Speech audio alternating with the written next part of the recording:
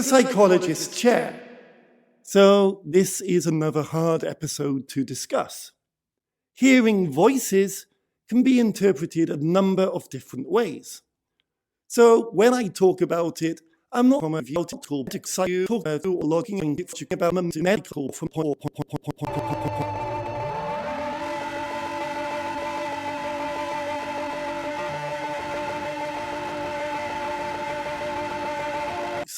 something that's familiar to most of us.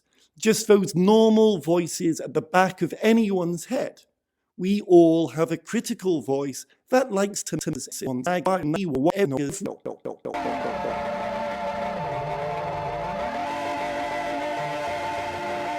and yeah,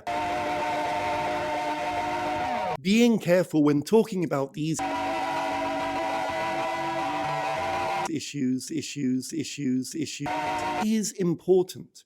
So no, I'm not saying that William has mental health issues. He's just more sensitive to voting voices and of course it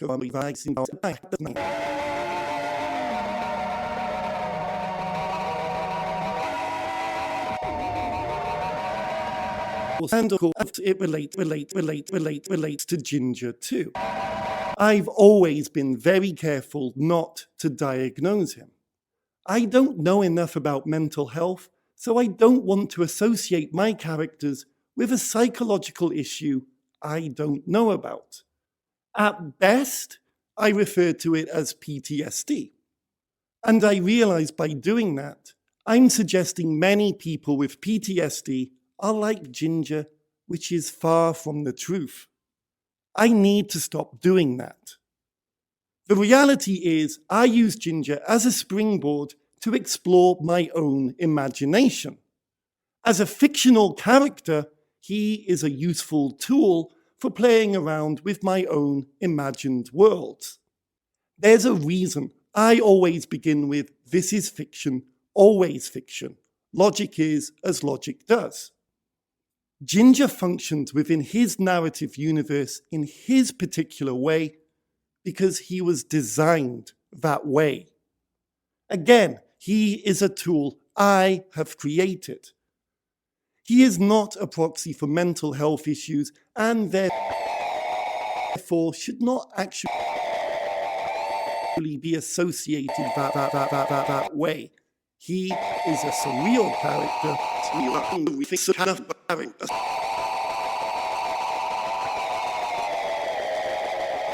So, I knew this would happen.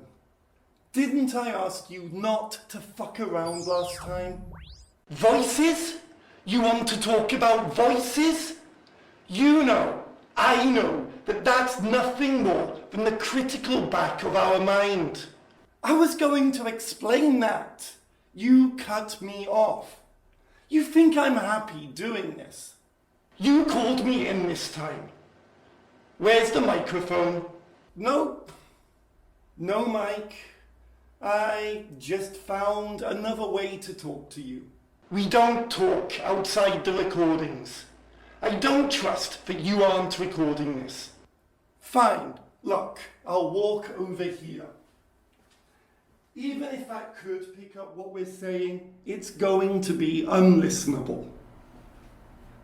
Why do you do this? I'm happy for the book to be read out. It's incomplete. But you talk about being busy, losing passion. Do you need to say so much? Yeah. Every time I feel that there's not enough time to properly do things. Every time I get close to an upload, I think about delaying the release. But if I do that, then who cares? The internet is full of stuff. You know, I get at least 15 people who listen to each episode within the first 24 hours. How much they listen to, I don't know. I'm sure it's just the chapter. I can't imagine anyone wanting to listen to the part after. 15. Yeah, it's not much. I'm doing a shitty job of promoting this. 15 people listen to us. There are more as time goes on. I can't. That's Wow. All those rejections. I knew people would like it. Just having a number. That's... wow. Yeah. I read out that one really shitty rejection letter on the very first episode. Episode 0. You know the one, where the guy printed out a standard not interested form, then went to the effort to write how shit he thought it was, on top. Why did you do that? Look, here's the thing. I don't know when we became different people. I don't know if it's you that gave up. That rejection was a hard one. I know I've not done anything for years. But this is what this podcast is. It's a love letter to you, to the book you wrote. I mean, fine, I'm critical. Do you know how often I think about rewriting this? I didn't for years. I want to get it to a publishable state. Whatever my reasons for this podcast, regardless of my complaints of being busy or finding this a chore, I do it when there's no reason to. What I don't like is when you piss all over what I have to say. I give you your credit.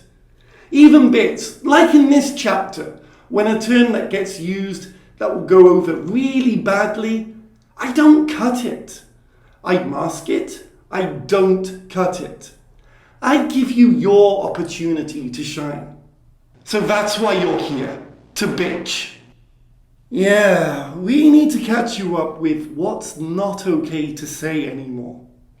No, he's gone back into quiet mode. Probably because he's not in this chapter, but next time, I guarantee you, he'll be back. What do we do? Are you saying that we work together?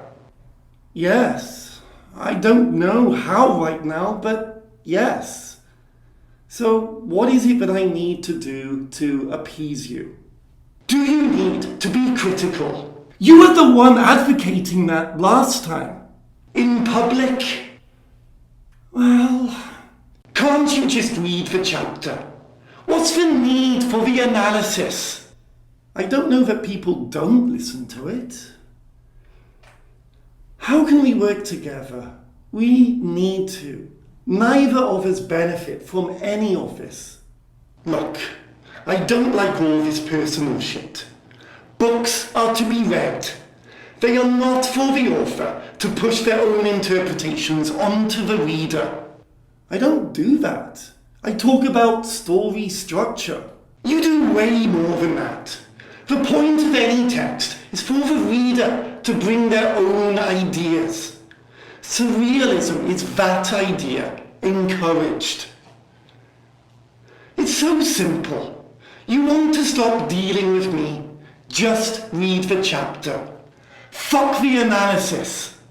It will make the listeners happier, but they only have just the chapter and not a load of bullshit. You will be happier. Less to record, less to write, less to edit.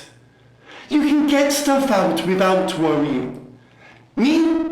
I don't have to have my private self exposed all the time. Ginger? He'll just be a character in the book. You want to rewrite the book? Great. Fuck it up as much as you want. Hey, you knew it wasn't finished. Yeah, but I wanted to finish it my way. At least my writing's out there in some form, so thanks for that. But you want to change it? Change it outside the podcast. Nobody cares. Did Terry Pratchett invite people in to watch him write? No. Rewrite the book in your own time. I'll leave you alone. Everyone's happy. I mean, fuck. The thought of 15 people listening to my book actually amazes me. But I wanted this to be read by everyone. Cut the bullshit and everyone's happy. Maybe that's what'll get more people interested. I don't know. Try it. Any bullshit, and I'll cut it myself next time.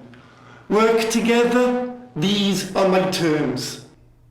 Can I at least close it out? Say goodbye? Sure. And this was recorded, so You motherfucker! People have a right to know. Whether they listen or not, an explanation is needed. What we said. Well, people will understand, okay? They don't care. Someone will. Look, it's going in.